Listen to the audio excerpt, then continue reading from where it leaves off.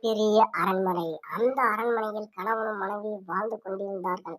அங்கு கூடவே ஒரு பேயும் வாழ்ந்து கொண்டிருந்தது. அந்த பேய் அவர்களை படாத பாடுபடுத்தியது. உடனடியாக ஒரு சாமியாரிடம் அவர்கள் கூறினார்கள். அந்த சாமியார் வந்ததும் சாமியாரிடம் அவர்கள் என்ன கூறினார்கள் என்றால், "சாமி, நாங்க இந்த வீட்ல பல வருஷமா வாழ்ந்துகிட்டு இருக்கோம்.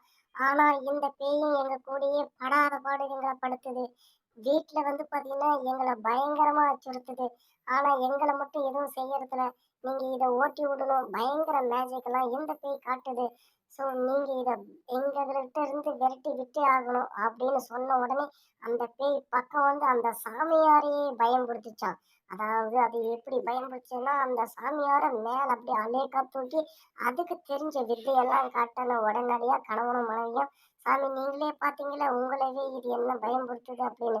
"சரி, நீங்க இந்த பக்கம் வாங்க, நான் அத கவனிச்சுக்கிறேன்" அப்படின்னு அந்த சாமியார் சொன்னதும், மெதுவா சாமியாரோட வித்தைய காட்ட ஆரம்பிச்சாரு. உடனடியா அந்த பேயிடம் அவர் சில மந்திரங்கள ஓதுனதுமே, அந்த பேயி தன்னை வந்து வெளிப்படுத்துச்சு.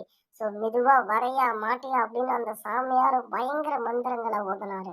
உடனடியா அந்த சாமியாருக்கு பயந்து அந்த பேயும் கொஞ்சம் கொஞ்சமா, கொஞ்சம் கொஞ்சமா அந்த பேயும் வரத் தொடங்குச்சு.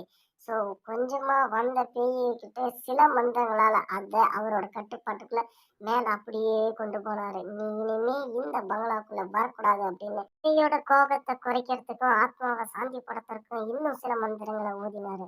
அந்த மந்திரங்களுக்கு கட்டுப்படுத்தி, "சரி சாமி, நான் இந்த பங்களாக்குள்ள இனிமே வரவே மாட்டேன்" அப்படின்னு அதுவும் திருப்தியோட ஓடிடுச்சு. ஸோ உடனடியா அந்த சாமியார் இன்னும் சில மந்திரங்கள ஓதி அரண்மனைய தூய்மைப்படுத்தினாரு. ஸோ தூய்மைப்படுத்தின உடனடியா கனல்மணிய அழைத்து, "இனிமே அந்த பேய் மட்டும் கிடையாது, வேற எந்த பேயும் இந்த அரண்மனைக்குள்ள வராது" அப்படின்னு உத்தரவாதமும் கொடுத்தாரு.